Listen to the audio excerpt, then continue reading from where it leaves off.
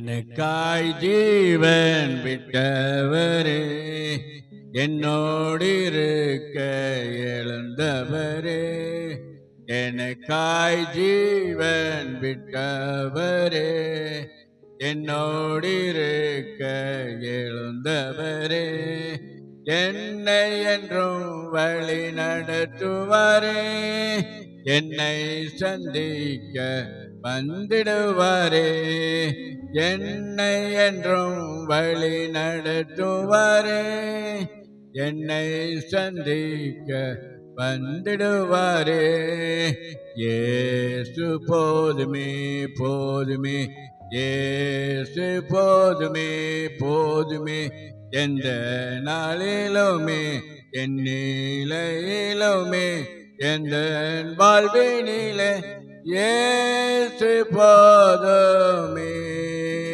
எந்த நாளிலுமே என் நிலையிலுமே எந்த வாழ்வினிலே இயேசு போதுமே.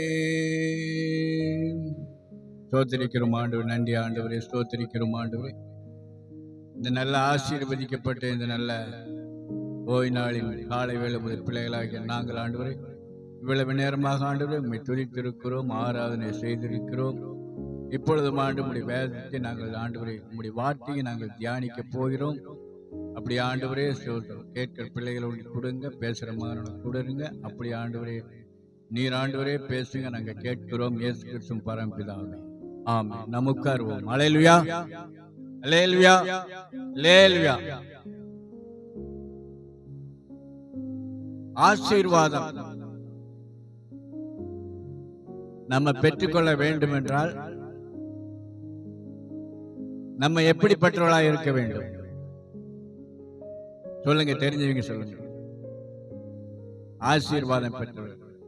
நிறைய சபையில் என்ன சொல்லுவாங்கன்னா, ஊழியக்காரர் ஆசீர்வதிப்பாங்க இப்படின்னு.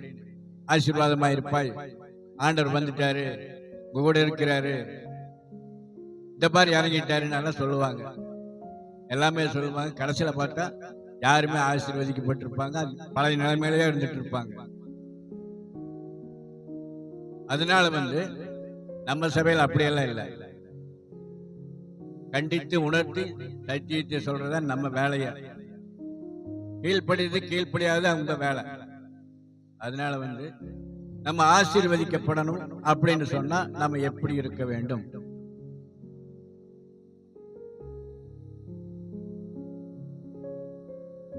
எப்படி இருக்க வேண்டும்?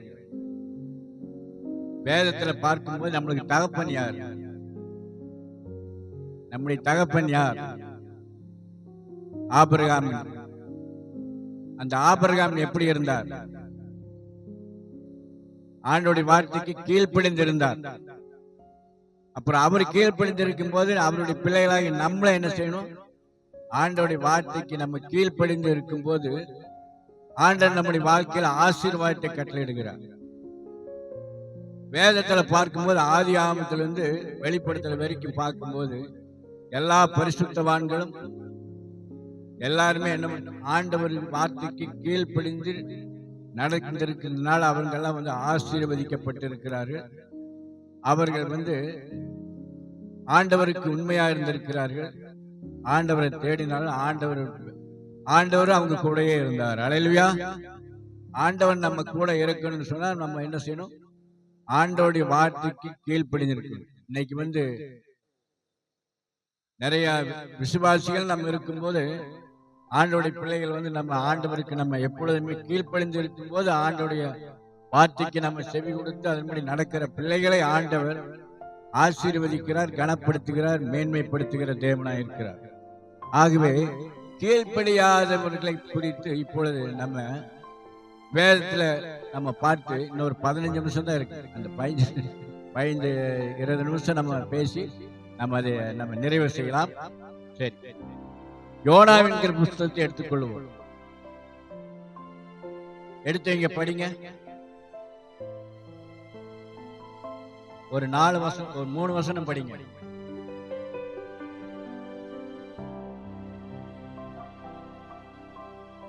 ஆண்டவர் என்ன சொல்றாருன்னா,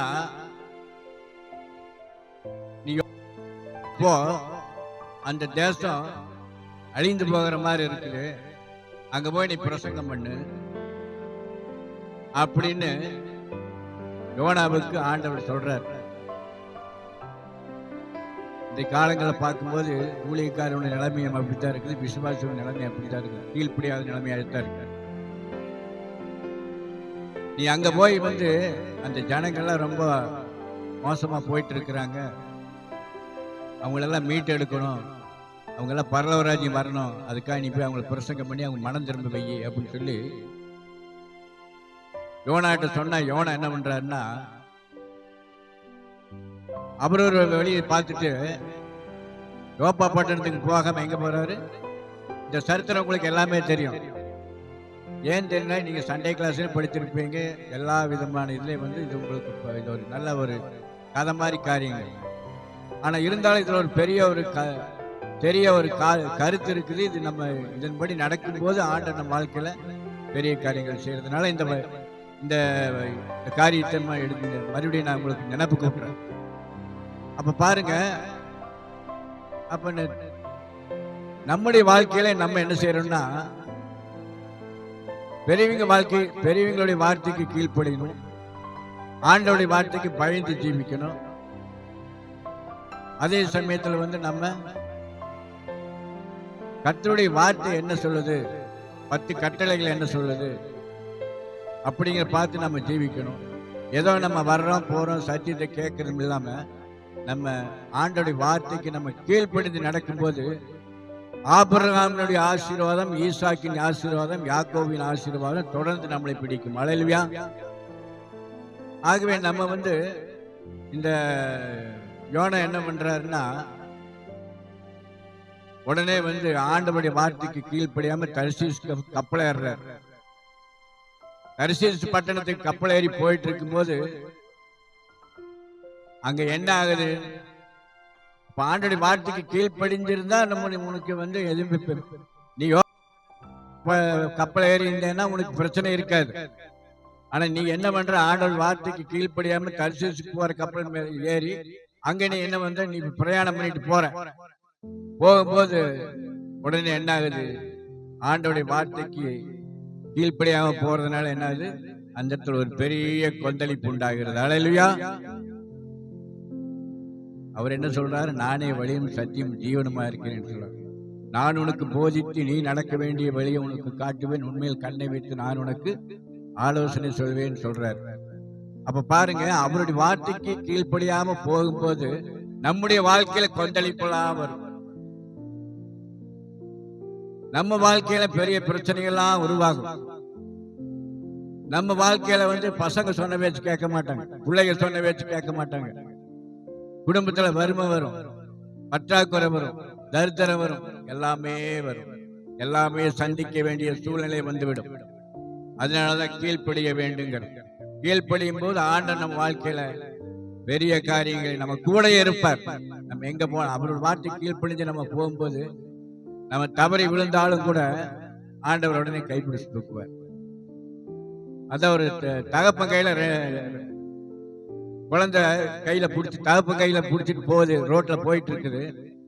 திடீர்னு கல்லு தட்டி உடனே என்னாச்சுன்னா அந்த குழந்தை கீழே விழுகுது. தகப்பன் அந்த குழந்தை கையை பிடிச்சிருக்கிறதுனால உடனே டக்குன்னு தூக்கிட்டாரு. ஆனா குழந்தை கையை பிடிச்சிட்டு குழந்தை தகப்பன் கையை பிடிச்சிருந்தா கீழே விழுந்திருக்கும். ஆண்டவன் நம்ம கையை பிடிக்கணும். அல்லேலூயா. ஆண்டவன் நம்ம கையை பிடிக்கிறதுக்கு நம்ம கீழ்ப்படிய வேண்டும். நம்ம கீழ்ப்படிஞ்சிருக்கும் போது ஆண்டவன் நம்ம வாழ்க்கையில நம்ம அறியாத எட்டாவது பெரிய காரியங்களை செய்து நம்மளை ஆசீர்வதித்து கனப்படுத்தி மேன்மைப்படுத்துகிற தேவனாயிருக்கு. அப்ப பாருங்க, அது பார்க்கும்போது அப்பொழுது அஞ்சாம் வசனத்தை, அப்பொழுது கப்பல்காரர் பயந்து அவனவன் தன் தன் தேவனை நோக்கி வேண்டுதல் செய்து பாரத்தை லேசாக்கும்படி கப்பலில் இருந்த சரக்குகளை சமுத்திரத்தில் எரிந்து விட்டார்கள். யோனாவோ வென்றால் கப்பலின் கீழ்த்தட்டில் இறங்கி போய் படுத்துக்கொண்டு அயர்ந்த நித்திரை பண்ணி கொண்டிருந்தான். அல்லேலூயா. அப்ப பாருங்க, ஒருத்தர் மூலியமா குடும்பமே என்ன ஆகுது? ரொம்ப வேதனைக்குள்ளான சூழ்நிலை வந்துடும். குடும்ப தலைவர்கள், குடும்ப தலைவன், வீட்டில் பெரிய பையன், வீட்டில் பெரிய பிள்ளைகள், இவங்கெல்லாம் கீழ்ப்படிதலோடு இருக்க வேண்டும். நம்ம குடும்பம் குடும்பம் ஆசீர்வாதமா இருக்கணும், குடும்பம் சந்தோஷமா இருக்கணும், நிம்மதியா இருக்கணும், பிரச்சனை இல்லாம இருக்கணும் அப்படின்னு சொன்னா ஆண்டவருடைய வார்த்தைக்கு நம்ம கீழ்ப்படிஞ்சிருக்கும் போது, பெரியவங்க வாழ்க்கைக்கு கீழ்ப்படிஞ்சிருக்கும் போது, ஊழியக்காரனுடைய வார்த்தைக்கு கீழ்ப்படிஞ்சிருக்கும் போது ஆண்டவர் நம்மளை பாதுகாக்கிற தேவனா இருக்கிறார். அல்லேலூயா. பாருங்க, அந்த என்ன சூழ்நிலை வருது பாருங்க. கப்பல் அப்ப கப்பல் என்னதுன்னா அப்படியே சும்மா அலையுது. அந்த இதுல காத்திரையும் அந்த தண்ணி கொந்தளிக்குது, எல்லாத்துக்கும் பயம் வந்துருச்சு. ஆனா நம்மளோட போச்சா? அங்கெல்லாம் பிரயாணம், அந்த கப்பல்ல யார் யார் பிரயாணம் பண்ணி அவங்களும் சேர்ந்து தத்தளிக்கிறாங்க, யாருனால? ஒருத்தனால. அப்ப குடும்பத்துல ஒருத்தர் சரியில்லைனாலும் கூட அந்த குடும்பமே தத்தளிக்கும். எல்லாரும் ஆண்டவருக்குள்ள இருக்கணும், ஆண்டவருடைய வார்த்தைக்கு கீழ்ப்படிக்கணும், ஆண்டவருக்கு செவி கொடுக்கணும். அப்படியா இருக்கிற பிள்ளைகளுடைய வாழ்க்கையில எப்பேற்பட்ட புயல் வந்தாலும் சரி, எப்பேற்பட்ட சூழ்நிலைகள் வந்தாலும் சரி, ஆண்டவர் பாதுகாப்பார். அல்லேலூயா. அதனால இந்த அதிகாரத்தில் ஒரு பெரிய நம்மளுக்கு நம்ம புரிஞ்சு கொள்ள வேண்டியது, நமக்கு தெரிஞ்சு கொள்ள வேண்டிய காரியங்கள் இருக்கு. அதனாலதான் இந்த நாளில் அதை நான் உங்களுக்கு எடுத்து நீங்க சொல்ல வேண்டியதா இருக்கு. அப்ப பாருங்க, இவனோட போல அங்க இருக்கிற எல்லா ஜனங்களுக்கும் ஒரு பெரிய பயம், எல்லா திகில் உண்டாயிடுச்சு. அந்த என்ன நடக்குமோ ஏது நடக்குமோ, கப்பல் கீழே தண்ணியில எல்லாம் மாண்டு போயிருப்போம்னு சொல்லி எல்லாம் இதாகும் போது கடைசியில் என்ன ஆயிடுச்சு? யாருனால வந்தது அப்படின்னு எல்லாரும் யோசனை பண்ணி பார்க்கும்போது கடைசியில் என்ன ஆயிடுச்சுன்னா, கீழ்ப்படியாம யோனா என்ன பண்றான்? கீழ்த்தட்டுல போய் அடியில படுத்து கொண்டு இருக்கிறான். அவன் போய் நல்லா நித்திரை பண்ணிட்டு இருக்கிறான். ஆனா நம்ம கீழ்ப்படியாம இருந்தாலும் கூட ஆண்டவருடைய பிள்ளைகள் மேல ஆண்டவருக்கு ஒரு கரிசனை இருக்கிறது. நம்ம என்னதான் நம்ம தப்பு செஞ்சாலும், என்னதான் இது பண்ணாலும், ஆண்டவர் நோக்கி நம்ம கூப்பிடும் போது ஆண்டவர் நம்மளுக்கு உடனே அந்த நம்மளுடைய இதையை பார்த்து நம்மளுடைய என் பையன் மறுபடியும் என்கிட்ட கெஞ்சரானேன்னு சொல்லிட்டு ஆண்டவர் மனம் வரைங்க என்ன பண்ணுவார்னா, நம்முடைய ஜெபத்தை கேட்டு நம்மளுடைய உபவாசத்தை எல்லாம் கேட்டு என்ன பண்ணுவார்? நம்மளுக்கு மறுபடியும் ஒரு உயிர் மீட்சி கொடுக்கிறார். அதனால நம்ம தப்பு செய்யாதவங்க பூமியில யாருமே இல்லை. தப்பு செய்யறது சகஜம். ஆனா இருந்தாலும் அதுல இருந்து நம்ம திருந்தி நம்ம ஆண்டவர் பிள்ளையா இருக்கிறதா நம்முடைய வாழ்க்கை. அப்படி இருக்கும்போது நம்ம என்ன செய்யணும்னா, ஆண்டவருடைய பிள்ளைகளாய் நம்ம இருக்கும் காலத்துல நம்ம குடும்ப ஆசீர்வாதமா இருக்கணும், நம்மளை சுத்தி பத்தி இருக்கிறவங்க நல்லா இருக்கணும், நம்மள சொந்த பந்தமெல்லாம் நல்லா இருக்கணும். அப்படிங்கிற நம்ம ஒரு சாட்சியான வாழ்க்கை வாழ வேண்டும். நம்ம ஆண்டவருக்கு கீழ்ப்படிஞ்சு ஆண்டவர் வார்த்தைக்கு செவி கொடுத்து அப்படியாக நடக்கிற பிள்ளைகளை ஆண்டவர் என்ன புயல் வந்தாலும் சரி, என்ன காரியம் நேரிட்டாலும் சரி, எப்பேற்பட்ட சோதனை வந்தாலும் சரி, எப்பேற்பட்ட வேதனை வந்தாலும் சரி, ஆண்டவன் நம்மை பாதுகாப்பார். அல்லேலூயா. ஆகவேதான் அந்த இடத்துல என்ன, எல்லாத்துக்கும் ஒரு பயம் உண்டாகி கடைசியில் என்ன பண்ணிட்டாங்க? சீட்டு போட ஆரம்பிச்சிட்டாங்க. சீட்டு போட ஆரம்பிச்சு, சரி யார் மூலியமா இந்த மாதிரி சூழ்நிலை நம்ம சிக்கிட்டு இருக்கோம்னு சொல்லி அங்க இருக்கிறவங்க எல்லாம் சேர்ந்து என்ன பண்ண, கப்பலில் இருக்கிறவங்க எல்லாம் சேர்ந்து சீட்டு போட ஆரம்பிச்சாங்க.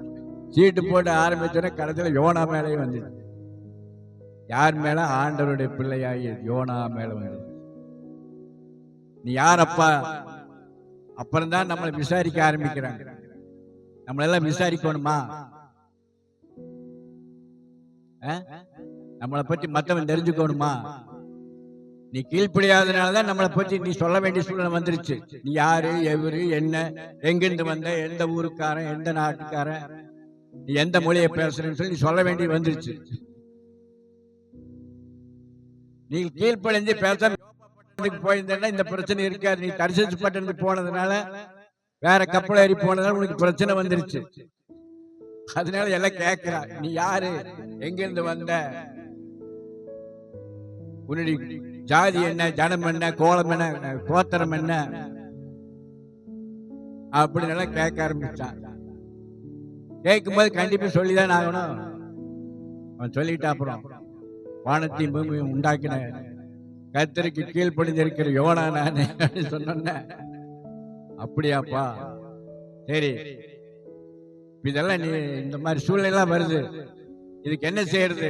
எல்லாரும் இப்ப மடிஞ்சு போவோம், சீக்கிரம் கடலுக்குள்ள போயிருவோம், எல்லாரும் சேர்ந்து கப்பலோட சேர்ந்து எல்லாம் போயிருவோம், இதுக்கு என்ன பண்ணலாம் சொல்லி உடனே சீட்டு போட்டு அம்பேல வந்துருச்சுல.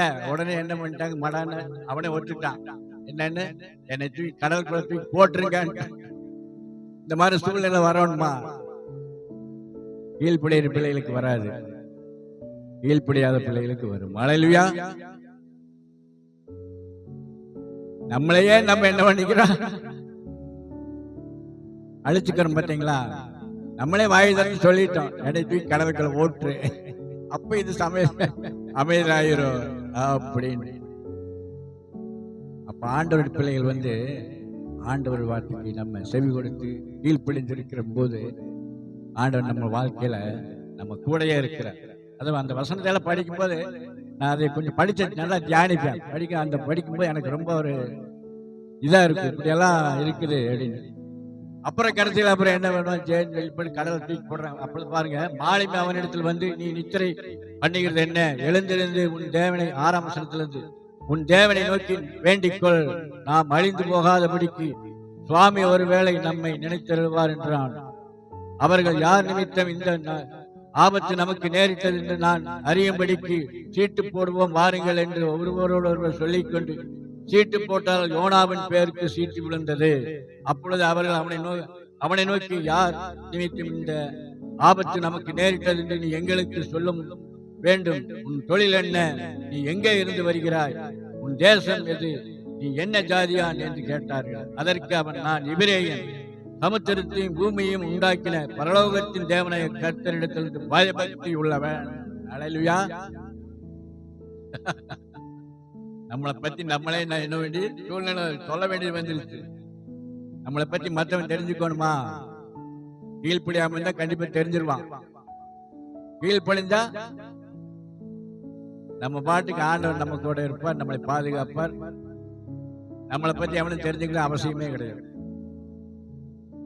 ஆமா, சொல்லிட்டான்.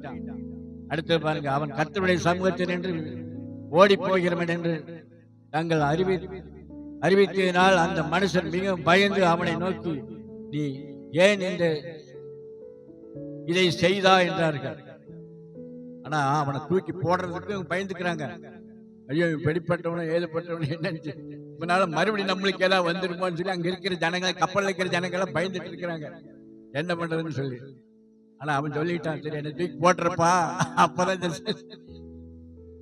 நாடு நல்லா இருக்கு, வீடு நல்லா இருக்கு, வீடு நல்லா இருக்கு, எல்லாம் ஆசீர்வாதமா இருப்பீங்க, சமாதானமா இருப்பீங்க, சந்தோஷமா இருப்பீங்க, என்ன தூக்கி போட்டிருக்கடல அப்படின்னு சொன்னா. அப்புறம் கடைசியில சொல்லி போட்டான். போட்டேன்னா அப்புறம் கடைசியில உடனே என்ன ஆயிடுச்சு, அமைதல் உண்டாயிடுச்சு. அந்த புயலும் அல்ல, காற்றும் அல்ல, எதுவும் அல்ல, அப்படியே நிதானமா வண்டி போயிட்டு இருக்குது கப்பல். நம்ம வாழ்க்கையில சமாதானம் வேண்டும், ஹல்லேலூயா, நிம்மதி வேண்டும், ஆறுதல் வேண்டும். ஆண்டவருக்கு கீழ்ப்படுகிற பிள்ளைகளை ஆண்டவர் வந்து அமிதமாய் ஆண்டவர் நடத்துகிறார். அவன் கர்த்தருடைய சமூகத்தில் நின்று ஓடி போகிறவன் என்று தங்களுக்கு அறிவித்ததனால் அந்த மனுஷர் மிகவும் பயந்து அவனை நோக்கி, நீ ஏன் இதை செய்தாய்ந்தாய்? பின்னும் சமுத்திரம் அதிகமாய் கொந்தளித்துக் கொண்டிருந்தபடியால் அவர்கள் அவனை நோக்கி, சமுத்திரம் நமக்கு அமரும்படி நாங்கள் உமக்கு என்ன செய்ய வேண்டும் என்று கேட்டால், அதற்கு அவன், நீங்கள் என்னை எடுத்து சமுத்திரத்திலே போட்டு விடுங்கள், அப்பொழுது சமுத்திரம் உங்களுக்கு அமர்ந்திருக்கும். என் நிமித்தம் இந்த பெரிய கொந்தளிப்பு உங்கள் மேல் வந்தது அறிவேன் என்றார். என்னாலதான் வந்துருச்சு பிரச்சனை அப்படின்னு சொல்றான். அப்ப வந்து நம்ம வந்து முதல்ல சொன்ன வச்சு கேட்காம அப்புறம் கடைசி எல்லாம் நல்லா நடந்து எல்லாம் இது பண்ணதுக்கு அப்புறம் கடைசியில வந்து என்னை தூக்கி போட்டுருங்க, இதனாலதான் இந்த மாதிரி வரும்னு சொல்லி நம்மளையே நம்ம என்ன பண்ணிக்கிறோம், நம்மளை காட்டி கொடுக்குற சூழ்நிலை வந்து.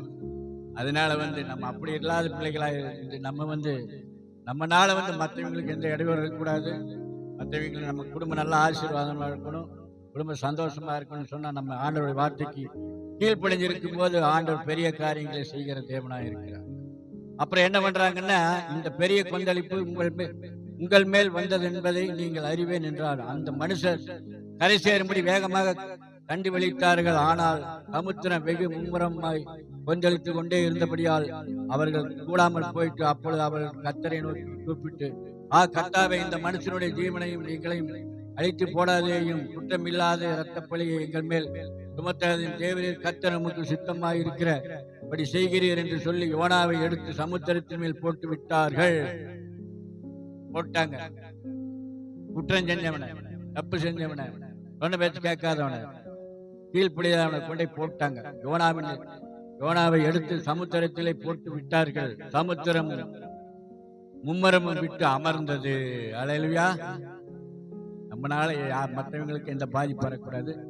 நம்ம குடும்பம் நம்ம ஆசீர்வாதமா இருக்கணும். குடும்பமும் அலசடிப்படக்கூடாது.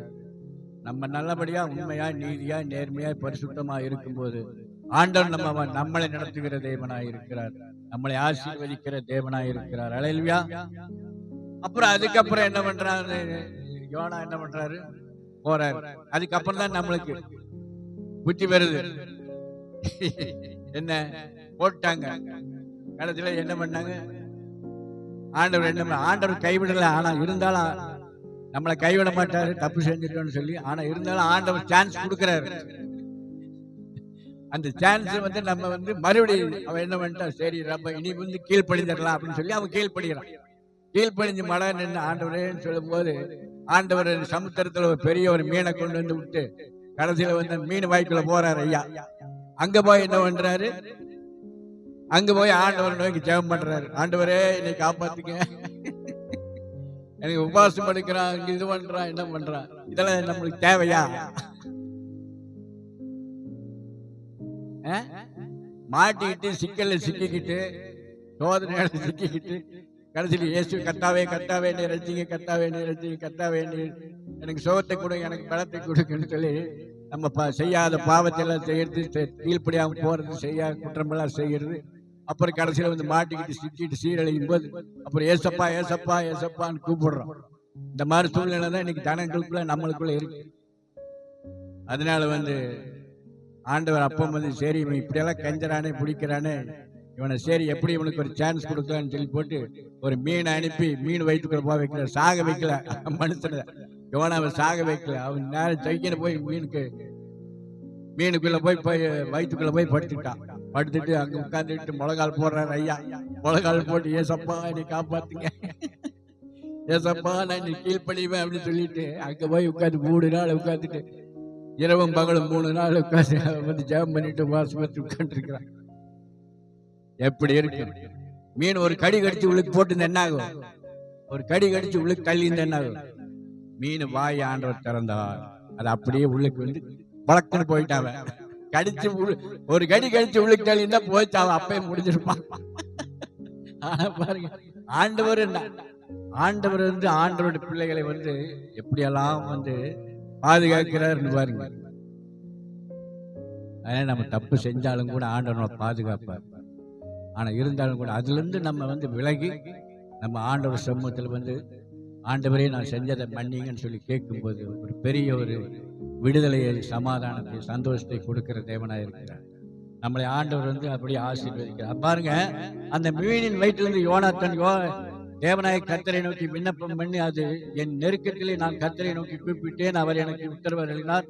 நான் பாதாளத்தில் வயிற்றிலிருந்து கூக்குரலிட்டேன், நீர் என் சத்தத்தை கேட்டு சமுத்திரத்தின் நடுவமாக இருக்கிற ஆழத்தில் நீர் என்னை தள்ளிவிட, நீரோட்டம் என்னை சூழ்ந்து கொண்டது, உம்முடைய வெள்ளங்கள் அவைகளுக்கு எல்லாம் என்மேல் புரண்டது, நான் உமது கண்களுக்கு எதிரே இராதபடிக்கு தள்ளப்பட்டேன், ஆகிலும் இன்னமும் உம்முடைய பரிசுத்த ஆலயத்தை நோக்குவேன் என்றான். ஹல்லேலூயா. இப்பதான் வர்றாரு ஐயா.